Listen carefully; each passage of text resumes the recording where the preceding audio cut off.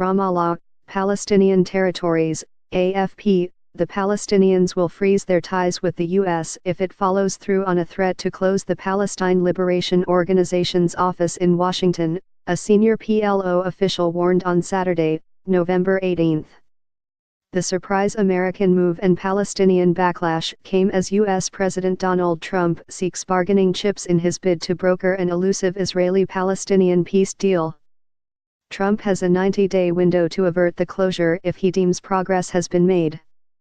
But PLO Secretary General Saeb Erekat said his organization had officially informed Washington that we would put on hold all our communications with this American administration if the office were closed. The PLO, which the international community sees as representing all Palestinians, must have its permission to operate its premises in the American capital renewed every 6 months.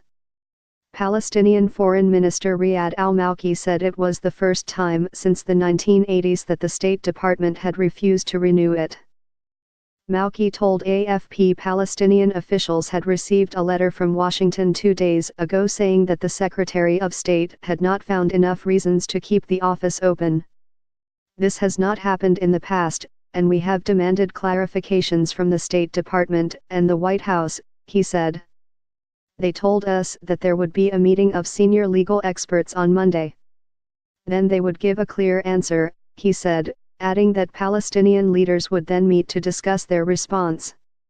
A U.S. State Department official cited certain statements made by Palestinian leaders about the International Criminal Court as the reason behind the non-renewal. Palestinian President Mahmoud Abbas, in his latest speech at the UN General Assembly, suggested taking the issue of Israeli settlements to the ICC.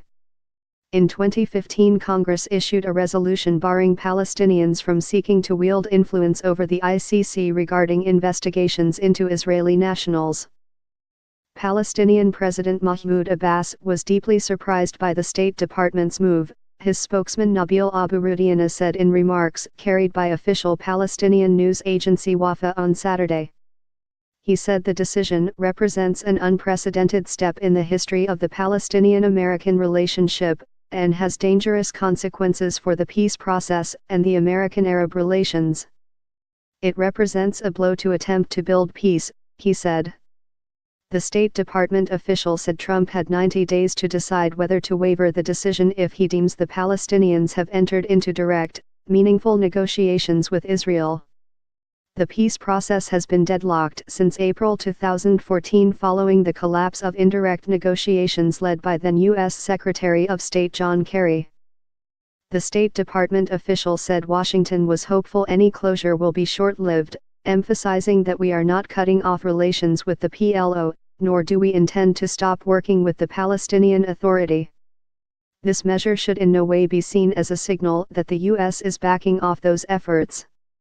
The office of Israeli Prime Minister Benjamin Netanyahu said the decision was a matter of U.S. law. We respect the decision and look forward to continuing to work with the U.S. to advance peace and security in the region, his office said.